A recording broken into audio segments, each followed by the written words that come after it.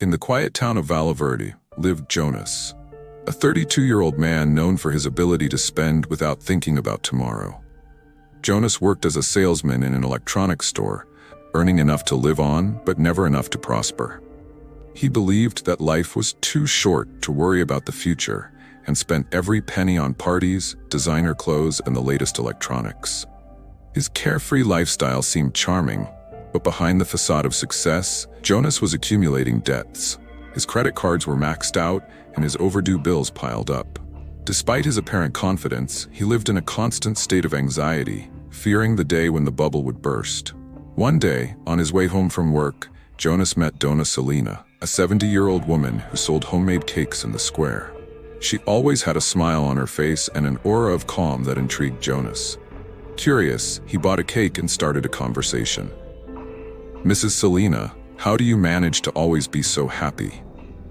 The old lady laughed. "Oh, young man, happiness is not in what we have, but in what we do with what we have. Have you ever thought about how you are managing your life?" Mrs. Selena's words stayed in Jonas's mind. In the following days, he realized that he avoided looking at his bank balance and ignored the bills that came in. For the first time, he decided to face his financial reality. Determined to change, Jonas looked for a free financial education course offered at the city library. The instructor, Ricardo, was a former banker who retired early thanks to his financial discipline. In the first meeting, Ricardo talked about the 3 pillars of financial freedom: controlling expenses, increasing income, and investing wisely. Financial freedom is not about earning more, but about spending better and making money work for you, he explained.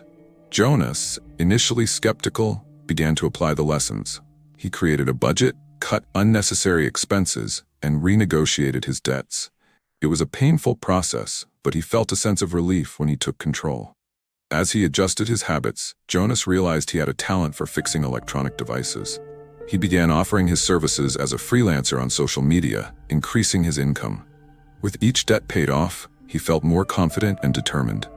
Mrs. Selena became an informal mentor. She shared how, in the past, she had faced financial difficulties after the loss of her husband, but managed to get back on her feet with planning and perseverance. Jonas was inspired by her stories and her wisdom. With his debts paid off, Jonas began to learn about investing. Ricardo guided him through the process, explaining the importance of diversification and long-term thinking. Jonas invested in index funds and opened a small savings account for his first results.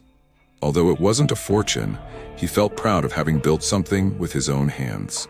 More importantly, he had changed his relationship with money. Jonas began sharing his story on social media, inspiring other young people to reevaluate their finances.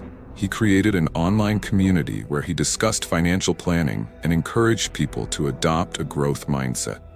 The success of this initiative led him to open a small financial consulting firm, helping others achieve the stability he had achieved. Jonas understood that money was not just a tool for consumption, but a means of creating opportunities and positively impacting the lives of others. Years later, sitting in the square next to Donna Selena, Jonas looked back and smiled. He was not only financially stable, but also emotionally fulfilled.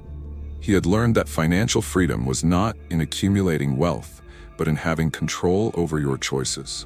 Donna Selena, with a proud smile, commented, "I told you, Jonas, happiness is in what we do with what we have." And Jonas knew she was right.